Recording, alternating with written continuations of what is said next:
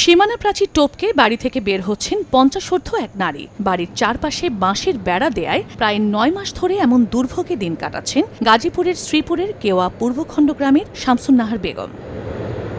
5 বছর আগে স্বামী মারা যাওয়ার পর বাড়ির 3টি রুমের ভাড়া দিয়ে চলত শামসুন নাহারের সংসার, কিন্তু গত বছর তার বাড়ির চারপাশের জমি কিনে নেয় একটি শিল্প প্রতিষ্ঠান। তারপর থেকে একরকম গৃহবন্দী অবস্থায় তিনি। অভিযোগ করেন, বাড়ির বাকি অংশের জমি দখলে নিতে সামনের রাস্তা দিয়ে চলাচল বন্ধ করে দিয়ে যাতায়াতে বাধা সৃষ্টি করছে প্রতিষ্ঠানটির প্রতিনিধিরা। তাই বাধ্য হয়ে মই বেয়ে পেছনের অংশ দিয়ে চলাচল করতে হয়, যার কারণে চলে গেছে ভাড়াটিয়ারাও। এ বিষয়ে থানায় অভিযোগ করেও সুরাহা মেলেনি, উল্টো তাদের মারধর করে প্রতিষ্ঠানটির লোকজন। আমি তো ফকির আর ফকির হয়ে দেখতেছি।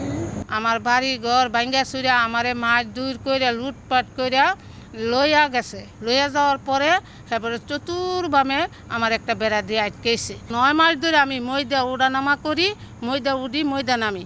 বাড়ি কোনো বাজার সদাই যদি আমি মৃত্যুবরণ করি, যে আমার সন্তানে যে আমার লাশটা বার করবে, এই জায়গাটুকু তারা রাখছে না। ফরিদুল ইসলাম বাবলু উনি সব করাইছে আর কি লোকজন দিয়া, এবং যার কাছ থেকে জায়গা কিনছিলাম সেও জড়িত। শ্রীপুর থানায় অভিযোগ করি, কিন্তু শ্রীপুর থানায় অভিযোগ পুলিশরাও তারা কোনো অ্যাকশনে যায় নাই।